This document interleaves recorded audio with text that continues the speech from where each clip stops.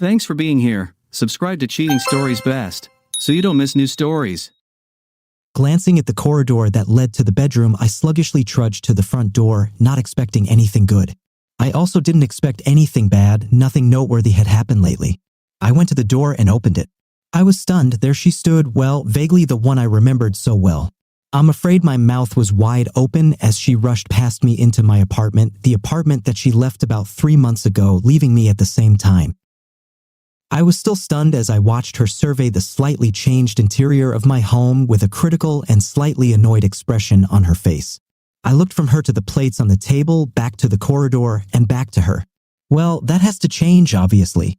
It's time for me to go back and take matters into my own hands. Again, by the way, close the door, please. What? That was all I could think of to say. Closing the door actually seemed like a good idea, come to think of it, with the overly nosy neighbors in mind. With my mind empty, I watched as she looked around, studying her former territory in detail. Oh my God, did you choose these pillows? What? Okay, my answers weren't too impressive, but what could she expect? This whole situation was not only surprising, it was strange. Did you do any cleaning at all while I was gone? I looked around. The apartment was not dirty, they just lived in it. The anal cleanser no longer lived there, so I no longer had to live in a cold, antiseptic house. My luggage is in the car, we can pick it up later. My brain was barely working, but it was clear that she was acting in her usual confident manner, which was inappropriate given the situation. Your hair, I began. Well, I finally said something. Yes, I know. They will grow back in no time. Her hair had always fascinated me to no end. I was a little shocked to see her with a stylish but very short haircut. Obviously, she was no longer my woman, but it still hurt to see her without one of her most attractive features. It just wasn't right, a crying shame, that's what it was. This will take at least 5 years, I still returned to full phrases. We have plenty of time, dear. What? And what did she just call me? Expensive? Yes, I know. You don't have to mention it. I was acting so strange for a while, but now I'm back. Everything will be fine. She smiled sweetly at me as if she wanted to calm a child down. Seriously, and that was her apology? Yeah, baby, to my horror, she came closer to me and looked like she wanted to kiss me. Who was this woman, and was she completely out of her mind? She must have read my expression correctly because she stopped and looked at me, a little surprised. I know. You always liked my hair, but I felt that I needed to change something in my life. Yes, I noticed it. What? Oh no, I was just talking about your hair. Other than that, I want my life to go back to where it was. This obviously applies to you too, in case you didn't notice. She had the nerve to wink at me. So Tom had no say in your new hairstyle? She winced slightly. Tom is forever in the past. Wow, the new love in her life didn't last long. So what? What? So Tom had no say in your new hairstyle? Why do you always talk about him? He was fired and blacklisted when Parker's contract went missing. He is destroyed. He is in the past. He was a mistake, and I left him. I nodded. I heard about some of his professional failures. Yes, just like you left me. I know, but now I'm back for good. It's going to be so good, I just know it, baby. My gaze moved back to her. So Tom had no say in your new hairstyle? She seemed a little indignant at my persistence, but probably realized that she could not avoid answering. Cruel or not, she wasn't the type to lie. Perhaps he was for it. So it was his idea, maybe. I don't remember. What does it matter now? He marked you, maybe for me, maybe not, but he definitely marked you, darling. It doesn't matter at all. Her voice was unusually soft, short hair, friendly voice, almost poetic, maybe even a little unsure. Now standing in front of me was some new version of my ex. She seemed to gather her courage and suddenly began fiddling with the strap of her dress. What is she doing? She stopped working on her wardrobe, apparently having come up with some idea, and took her phone out of her purse. She fiddled with it for a while, and then my speakers obeyed her will, turning on one of her playlists. Of course, she still had full access to everything after living here for many years, and I was too dumb to change any passwords. I was probably in a daze. I observed her strange behavior without commenting. With music playing in the background, she started dancing, well, if you can call what she did dancing. She was never really into dancing and avoided it whenever possible. It said a lot about her determination that she tried to do it here. To my utter amazement, I realized that her strange movements could only be interpreted as an attempt to perform some kind of striptease. Really, this woman has always been a little reserved, refusing to openly demonstrate her sexuality.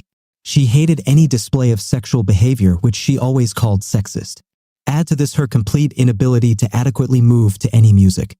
The fact that she was about to take her clothes off for me told me a lot about the desperation she obviously felt but didn't want to talk about, and which for some reason didn't result in any kind of apology. The striptease itself was mildly amusing. I have always appreciated her sharp wit, humor, and her personality. Her body was not meant to be the center of attention, and I never needed it. The problem was that her body was definitely unsuitable for striptease. She was a little broad and muscular, completely lacking in elegance. Her movements were jerky and clumsy. It was all awkward, and I had to try not to offend her by laughing. I mean, it would have been perfectly within my rights to hurt her after what she did to me, but that was not my behavior. It was a difficult situation for both of us, and I tried to make it a little easier by at least showing interest in what she was doing. Her actions had no effect on the distribution of blood in the lower part of my body. My interest was piqued when she showed off one of her small tits, smiling mischievously at me. I saw something shiny and walked towards her to get a better look. Holy cow, her nipple was pierced. How did this bastard manage to get her to do this? She always prided herself on being an independent, free woman with no nonsense. She would cut off my dick just for suggesting something as sexist as this. Luckily, my reproductive organ was never in any real danger since I didn't like piercings anyway. It often just looks cheap and somehow stains a woman's breasts, as in this case. Do you like it? She asked, smiling shyly. Let me guess, his proposal again. Come on, why is this so important? She tried to pout, but she was so unaccustomed to it that she failed completely. Her evasive answer told me that I had hit the nail on the head. I just wanted to know. She tried unsuccessfully to smile seductively and continued her strangely unnatural and almost pathetic way of getting rid of clothes.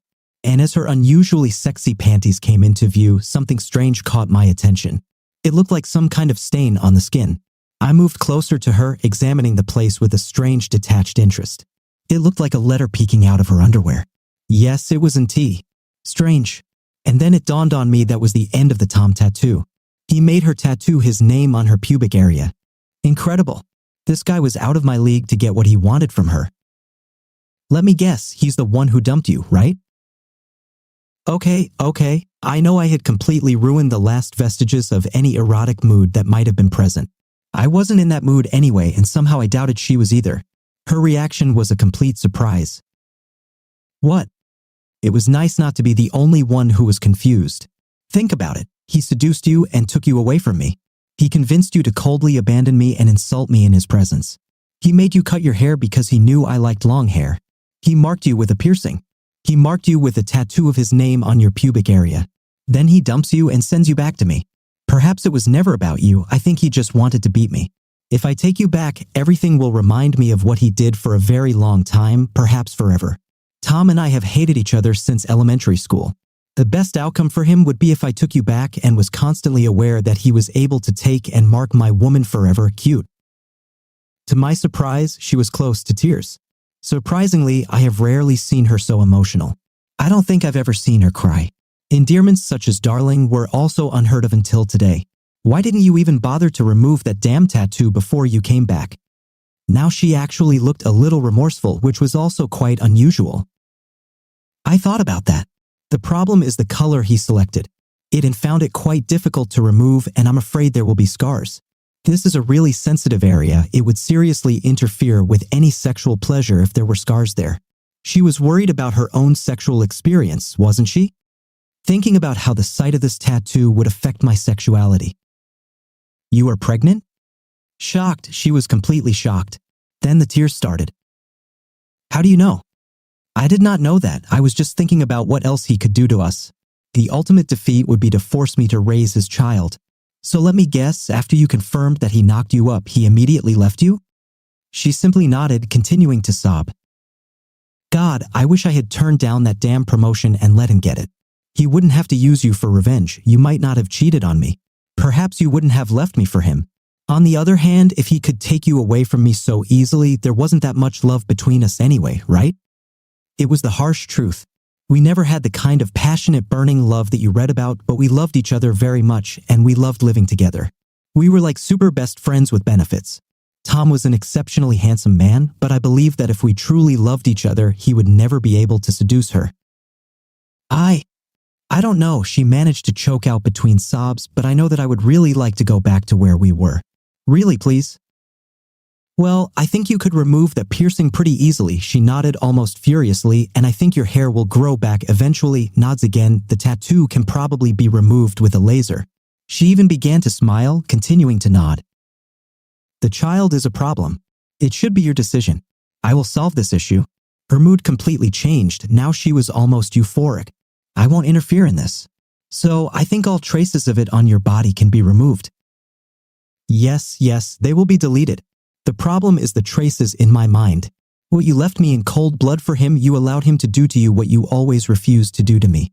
I always wanted to have children, but you told me you weren't ready for them. You didn't hesitate at all. If I suggested you change your body like a porn star, I would painfully and instantly turn into a soprano. For him, you didn't hesitate, and I didn't even ask what you did for him in the bedroom. Oh, right, I think he did us a favor. What he cruelly demonstrated how weak our relationship was. He showed us how much stronger your feelings are for him than for me. He showed us that we just carried on because we were used to it, too afraid or comfortable to change anything. And let's be honest, if our old relationship was so weak, what chance will the new one have? Well, maybe. She looked sad but collected and resigned to her fate. Meanwhile, she started getting dressed again, and I was glad to see it. It made the situation less awkward. Talking about something serious with an almost naked person somehow feels wrong. I'm sorry, well, that's what I said, the magic word that I have never heard from her since she left me. It was strange and telling that I was the one to say it even though I was the offended party. I suddenly realized that she was simply too weak to apologize, as if she was too weak to resist him and too weak to save us. It didn't matter, we were better off without each other. Thank you, once again, I said what she had to say, and I really meant it. With today's visit, she finally removed all the ballast from our old relationship that I carried with me. No, dear, I should thank you for listening to me, for giving me those wonderful years that we had. I am so sorry. Ironically, the very last word she said to me was the one I had been waiting for so long. With these words, she lightly pecked me on the cheek, which surprisingly did not touch me, and headed towards the door to leave my apartment and my life. It was nice, honey. What's that noise? Asked the sleepy lawman beauty who came out of the bedroom. Nothing, just someone I once knew, my love, I replied just after the door had closed. I didn't want my ex to see this before she left my life forever. My rule has always been not to kick someone who is down. Do you think we can visit my parents this weekend? I would really like you to meet them. Your parents? Yes, of course. I will be happy to meet them. This thought actually made me very happy. I placed my coffee cup on Parker's folded and heavily stained contract and followed the enchanting rustle of that long mane into the bedroom to start the morning off properly. Thank you for listening to this story. Now here is another exciting story for you to read. Mr. Watkins, Chaz, I don't believe this is really what you want to do.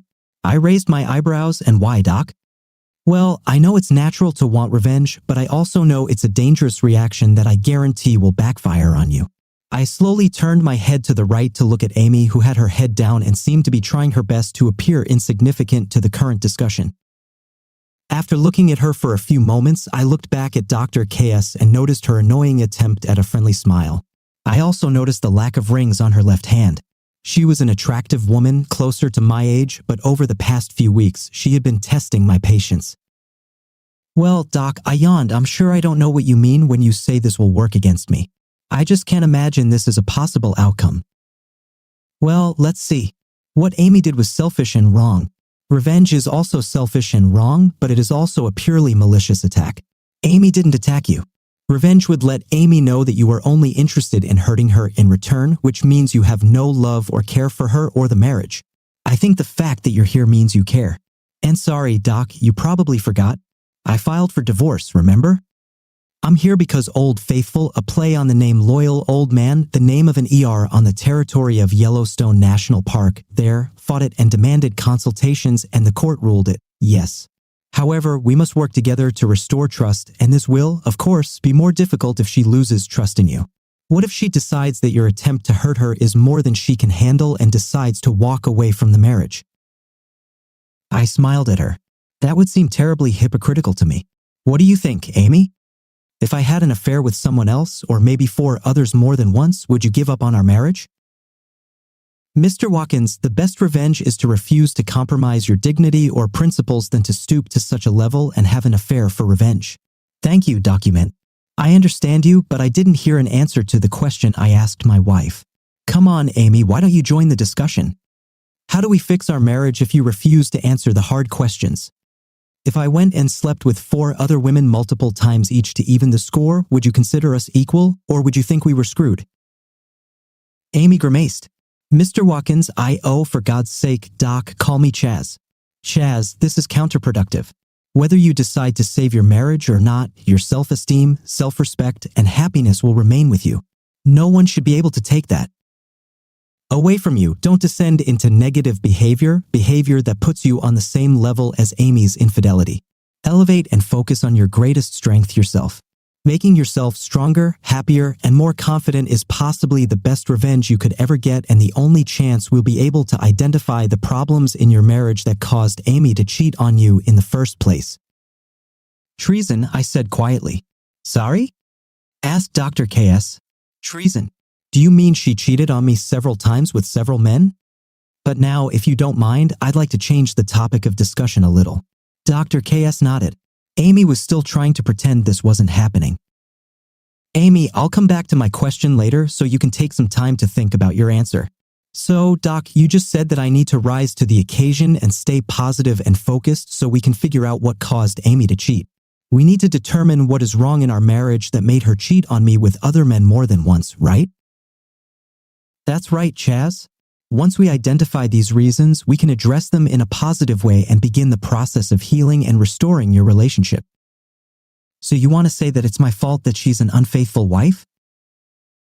That kind of language is counterproductive, Chaz. And yes, to some extent, it's your fault. Women in happy, fulfilling relationships simply don't commit adultery. I gave her my best incredulous look, which she ignored.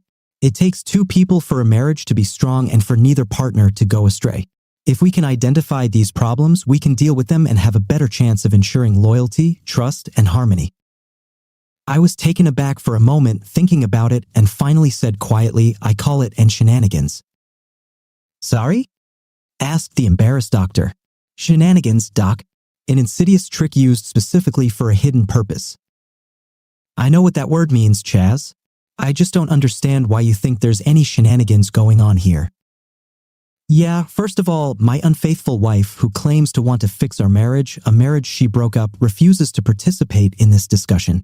There are 2 people who are working on this marriage, but she is not one of them. And secondly, you think it's appropriate to hold me responsible for her dissolute behavior. Mr. Watkins, shut up, document. This is my money and I will have my say. If there were problems in our marriage, the appropriate response would be for my loving wife to tell me about them so we could work on them. Don't you agree? She nodded, looking a little embarrassed. So, if she decided to take a proactive, healthy approach and discuss with me her problems and desire to resolve these issues in our marriage, and I ignored her or refused to acknowledge the problems, then I would be guilty and responsible for my contribution to the continuation of the problems in our marriage, of course. But if that was the case, then her reaction was to either accept it or not and decide whether she wanted to leave the relationship or continue to try to make it work. She didn't, as far as I know. She was not unhappy. I'm no saint, but she never spoke to me about dissatisfaction with any aspect of our marriage that would justify her torpedoing the marriage. No, Doc, if she was unhappy or dissatisfied with our marriage, then her actions completely relieved me of that responsibility. She herself is to blame, and your attempts to shift the blame onto me are shenanigans, and I will not accept them.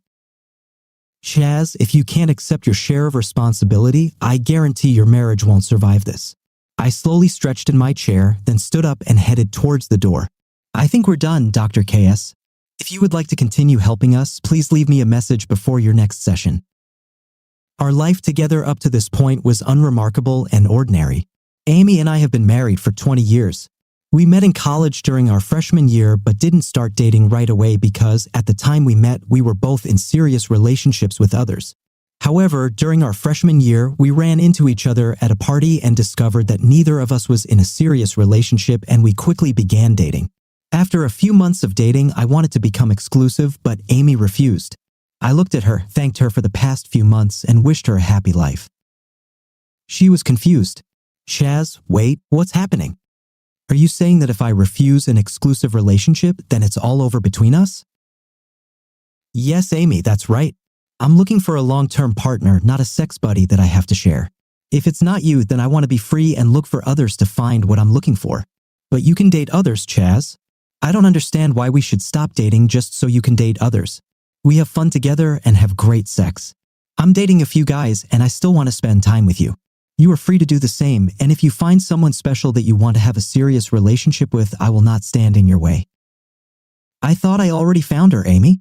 I'm sorry I wasted your time and mine. Goodbye. I didn't date Amy again after that and spent the rest of my junior year dating others. Sometimes we bumped into each other at parties, but I never talked to her, much less called her. By my senior year, I was dating a beautiful Asian girl and was seriously considering marriage when she told me that she had been accepted into graduate school abroad and would be leaving within a week of graduation. She was so happy that I couldn't bring myself to tell her how I felt, so I swallowed my wounded pride and helped her celebrate. Gradually, I started to move away from her, but she didn't seem to notice, or to be completely honest with myself, she didn't care, and a week after graduation, she left. I still occasionally receive letters from her, but that's where the affair ended. After graduating from university, I got a job at a large software development firm and started my career. I was making great money, and after 2 years, I was offered to join the sales team. I started working in the development department, but they quickly discovered that I was one of the few developers they could trust to work with clients. And I quickly became the implementation project manager and pre-sales assistant for our account managers, whose technical and at the same time personal assistance was required. Ultimately, the VP of sales decided that I would probably succeed in sales, and she was right. In my first year in sales, I met 121% of my quota, which allowed me to generate serious tax income. I was happy at my job, owned a nice upscale apartment, drove a new car, and generally lived the life of a single man with no commitments. I dated, had sex, and was unhappy. I wanted a relationship, someone to share my success and life with. After 2 successful years in sales, I met Amy again by chance. She worked as a junior purchasing agent for the company I was presenting to and was included on the team evaluating our solution and proposal. Long story short, we started dating, and it seemed like Amy was ready for commitment this time and wanted an exclusive relationship. She seemed to have changed, and the chemistry was still there, so I agreed, and 18 months later, we got married. 2 years later, Amy gave birth to our son, Peter, but unfortunately, she was told that another child was not wanted. We were devastated, but we were happy that we at least had Pete and decided to move on with our lives. I had a vasectomy and we moved on, cherishing our marriage, each other, our son, and our careers. After Pete left for college, Amy and I started having some friction. She was taciturn with me and seemed inclined to be where I was not. Our once vibrant sex life had dwindled to almost nothing, and I began to wonder about Amy. She worked a lot and was not at all kind to me. I've never ignored problems, so I hired a private investigator to find out what was going on. What happened led us to this point, Mr. Watkins. This is Dr. KS. I think I understand your disappointment after our last session and want to assure you that I am ready to help you in. Amy, I truly do not hold you responsible for her decisions and actions. I believe that in yours, there were bound to be cracks in the marriage, but I recognize that you are right when you say that how Amy chose to handle this is our main concern. Please understand that I want you both to be stronger when this is all over. I want you to heal from the pain she has caused you and for me to help you both cope with your new reality, whatever it is. Please don't give up on me, Amy, or your marriage. I sincerely hope that we'll see you tomorrow at our session. I really wanted an answer to my question, and since Amy was currently staying with a friend and we weren't talking, I thought, what the hell, I'll give Doc another chance. Additionally, I could be held in contempt of court if I refused to participate, in which case I would have to start the sessions all over again. Have you two been intimate since this all started? I stared at Amy, who never seemed to leave her chair or position since our last session. I waited a moment before answering, no, Doc, we didn't have any intimacy. Still looking at Amy, who stubbornly refused to look at me or the consultant. And why, Chaz? Doc, do you mind if I take a break for a second and address Amy directly? She looked weary but agreed. Amy, are you here to participate or not? It seems like I'm doing all the hard work here, and as far as I know, I'm not the one who lied and cheated. I didn't want this, you did it. You either step forward or I'll end this right now. Yes, that is, sorry. I'll try to be more. Yes, I will participate. Okay, great. The doc wants to know why we're not having sex. Why don't you answer this question and then I'll clarify everything you need. Certainly, sorry. Well, Chaz won't talk to me and I'm staying with a friend at the moment, so we don't have any options. And I wasn't tested for diseases. And I asked well, Chaz says intimacy isn't something he's comfortable with at the moment.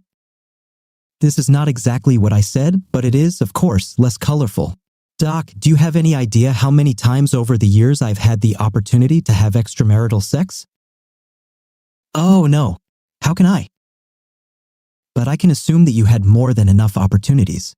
You are a very attractive, fit, successful man, so I can assume that there were plenty of such opportunities.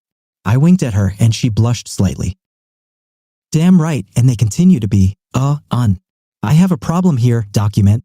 You see, if we leave aside the absolute dishonesty and Amy's selfishness and what it did to my love and attraction for her, I can't be intimate with her for 3 reasons.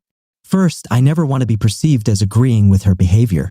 If I had become intimate with her before we consummated our marriage, I would feel like I was accepting her infidelity, which I am not. Secondly, I refuse to put my health at risk. I have no idea if she has sexually transmitted diseases. At the same time, I chuckled.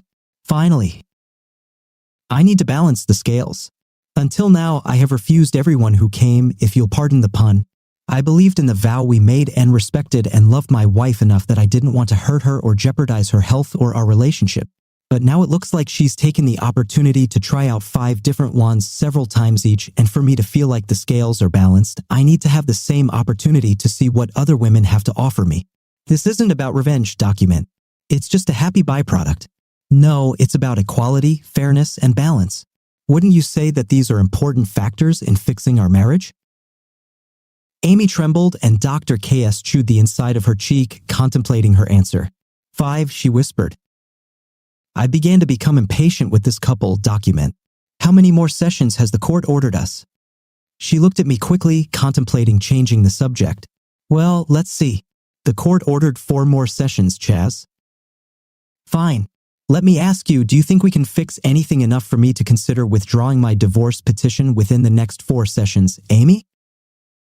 Sigh. I turned to look at her. Amy, I'm going to be as honest with you as possible.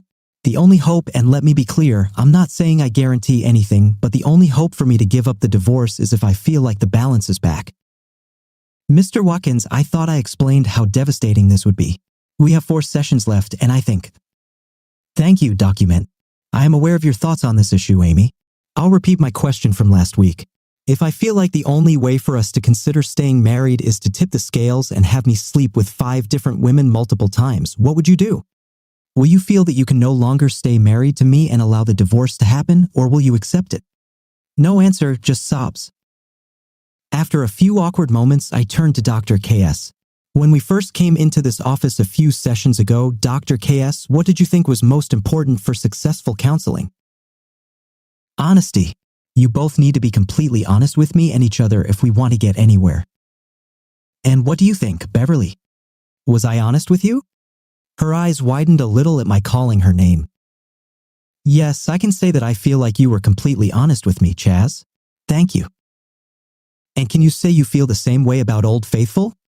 She looked thoughtfully at Amy, who looked slightly less comfortable. Honestly, I don't think I can answer this question.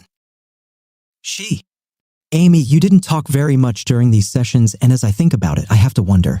Yes, me too. Would you be surprised to learn that Amy is still cheating on me, Beverly? That the friend she lives with is her new lover? Amy huddled in the chair and began to sob quietly. Dr. KS looked upset. What are the minimum requirements to complete the remaining sessions to the satisfaction of the court, Beverly? Dear viewers, thank you for staying with us and supporting our channel. See you again.